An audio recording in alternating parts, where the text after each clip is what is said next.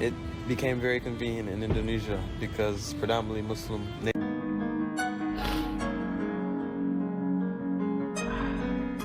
Yeah, so when I'm here, I feel the peace. Like it feels like home. Yeah. Kayak mereka untuk beribadah dia tuh masih susah gitu.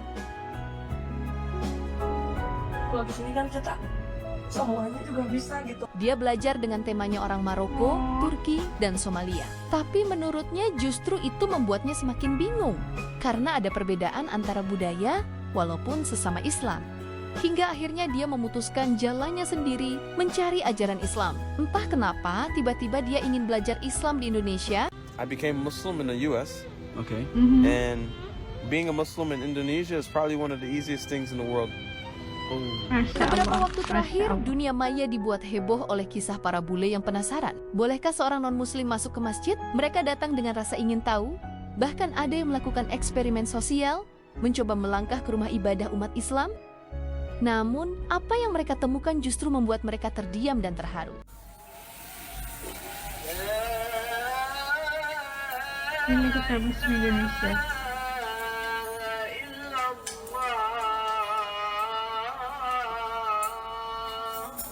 La ilaha illallah, masya Allah, itu suara azannya di Banyak bule mana-mana. tak pernah menyangka negara dengan penduduk muslim terbesar di dunia ternyata tidak seperti yang mereka bayangkan. Sebagian besar turis asing selama ini mengenal dunia muslim hanya dari apa yang mereka lihat di negara-negara Timur Tengah. Mereka pikir muslim itu pasti tegas, serius, tidak suka bercanda, dan tidak selalu ramah kepada orang asing. Beberapa bule bahkan menceritakan pengalaman mereka ketika mengunjungi negara Timur Tengah, di mana tidak semua masyarakatnya terlihat welcome atau terbuka kepada wisatawan. Has the meanest people. I don't want it, dude. Take it, keep it. I'm ranking every country I've been to based on how friendly the people are. And first up, we have Egypt. When tourists come to Egypt, they report being constantly harassed, bothered, and scammed. And I was no exception to this. Scam. Please take it back, sir. Please take it back. Dan itu wajar saja, karena gambaran yang mereka kenal tentang dunia Islam selama ini hanya berasal dari satu sisi dunia saja. Namun, semua anggapan itu runtuh seketika saat mereka menginjakan kaki di Indonesia. Seorang bule mualaf asal Amerika mengatakan tidak ada tempat ternyaman bagiku sebagai seorang asing yang ingin tinggal di negara muslim selain Indonesia. Orangnya ramah dan masjid ada di mana-mana, itu sebagai pertanda bahwa kita masih ingat akan Tuhan. So, what's your name? My name is Langston. Langston. Where you from, bro? I'm from Detroit, Michigan, USA. USA. Oh. I've been in Indonesia now for about 10 years, Oh, udah lama but ya, not 10 tahun. consecutively. Like, I first started coming to Indonesia in 2014. 2014. Yeah. Udah lama juga. Are you grateful as a Muslim? I'm extremely grateful as a Muslim and blessed. Masya Was Allah, it hard, alhamdulillah. like, become a Muslim in Indonesia, especially in this Southeast Actually- Asia? I became Muslim in the US, Okay. and being a Muslim in Indonesia is probably one of the easiest things in the world. Because nearly Ritmenya everywhere itu, you go, Masya you Allah. have halal food, you have a masjid nearly everywhere, Right. you have people that are thinking and remembering Allah constantly. Is there any bad Constantly. experience as a Muslim when you live in US or somewhere? You couldn't even handle it sometimes, like overthinking about it, like, oh shit, it's hard to be a Muslim now. No, I don't feel like I've ever had any bad experience. I do, like I mentioned, believe that the lifestyle of a Muslim can be simpler in a particular place, but the real reality is that Allah is everywhere. So you're a Muslim in US, then you moved to Indonesia. Yeah. So much easier for you, right? It became very convenient in Indonesia because predominantly Muslim.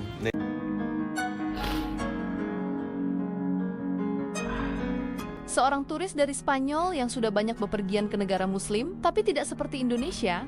Di sini orang-orangnya sangat friendly. Walaupun kami asing dan bukan seiman, kami serasa diterima layaknya saudara. Dan di kafe-kafe tempat umum, selalu disediakan ruang sholat walaupun kecil. Este es el noveno país musulmán que visito y es que nunca había visto esto. Os voy a enseñar.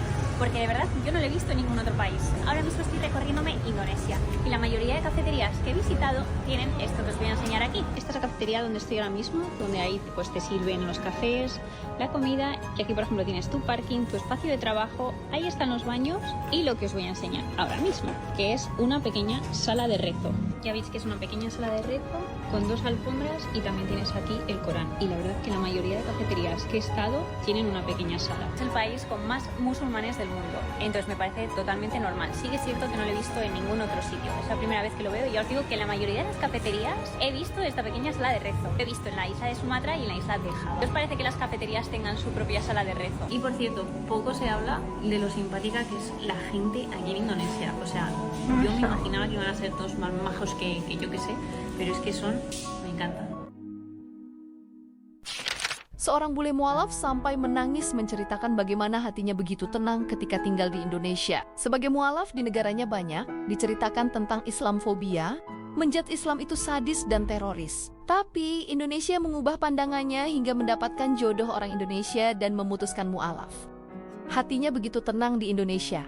Muslim di Indonesia menunjukkan bagaimana Islam sesungguhnya, dan menurutnya Islam di Indonesia lah yang mengubah pandangannya selama ini, dan dimanapun kita bisa beribadah, bahkan di kota yang bukan mayoritas Islam seperti Bali, kita bisa beribadah dengan tenang di sana.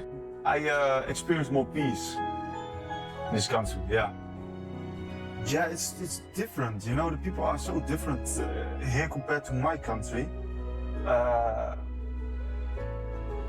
So when I'm here, I feel the peace. Like it feels like home. Yeah, I like to be here. I can live here very nice as a Muslim. Kayak mereka untuk beribadah dia tuh masih susah gitu. Kalau di sini kan kita semuanya juga bisa gitu, bahkan kita waktu pergi ke Bali aja kita tuh masih bisa ibadah walaupun itu yang mayoritasnya bukan Muslim. And if you look into my country, there's a lot of Islamophobia. You know, there are a lot of people who hate you for being a Muslim. Look, I love my country, you know, but there's so many people that I'm tired of, you know, and I'm dealing with it a lot of times, and here I don't experience that. Dia mengatakan sudah mulai tertarik belajar Islam sejak sebelum menikah. Dia belajar dengan temanya orang Maroko, Turki, dan Somalia. Tapi menurutnya justru itu membuatnya semakin bingung, karena ada perbedaan antara budaya walaupun sesama Islam. Hingga akhirnya dia memutuskan jalannya sendiri mencari ajaran Islam. Entah kenapa tiba-tiba dia ingin belajar Islam di Indonesia dan berjodoh dengan wanita Indonesia. Menurutnya ada perbedaan ajaran yang dia terima, tapi di sini membuatnya paling masuk akal sebagai seorang mualaf. Beberapa waktu terakhir, dunia maya dibuat heboh oleh kisah para bule yang penasaran. Bolehkah seorang non-muslim masuk ke masjid? Mereka datang dengan rasa ingin tahu. Bahkan ada yang melakukan eksperimen sosial, mencoba melangkah ke rumah ibadah umat Islam. Namun, apa yang mereka temukan justru membuat mereka terdiam dan terharu. Bukan hanya diperbolehkan masuk, para bule ini justru disambut dengan senyuman, tangan terbuka, dan keramahan khas Indonesia. Para jemaah dengan penuh ketulusan mengajarkan mereka tata cara memasuki masjid. Mulai dari berwudu, bersuci dengan benar, memakai sarung, hingga memperlihatkan langkah-langkah dalam salat. Tidak ada paksaan, tidak ada penolakan, yang ada hanya suasana hangat yang membuat mereka kagum. Pelayanan Inilah yang wajah diterima Islam itu di Indonesia ramah, terbuka, penuh toleransi, dan jauh dari stereotip yang selama ini mereka lihat di media luar negeri. Perlakuan inilah yang membuat para bule semakin menghormati budaya dan agama umat Islam. Mereka pulang bukan hanya membawa rekaman video, tapi juga pengalaman spiritual yang membuat mereka takjub. Inilah Indonesia, negara dengan mayoritas muslim terbesar di dunia, namun tetap menjunjung tinggi keramahan dan keterbukaan untuk siapa saja. Salah satu bule bahkan berkata, "Aku pikir aku akan ditolak, tapi justru aku diperlakukan seperti tamu kehormatan." Masya Allah. Aduh, bukan bulenya aja yang menangis, As juga nih kalau merasakan ya rasa di sinilah ya kan perasaannya bagaimana mereka setelah mendapat hidayah daripada Allah Subhanahu Wa Taala, datang ke Indonesia, belajar lagi tentang Islam dan diperlakukan dengan sangat baik oleh warga Indonesia Muslim yang menerima mereka seperti saudara. Itu membuatkan mereka kayak, oh, this is the right things, inilah perkara benar yang melakukan, inilah tempat benar yang mereka perlu tuju gitu kan.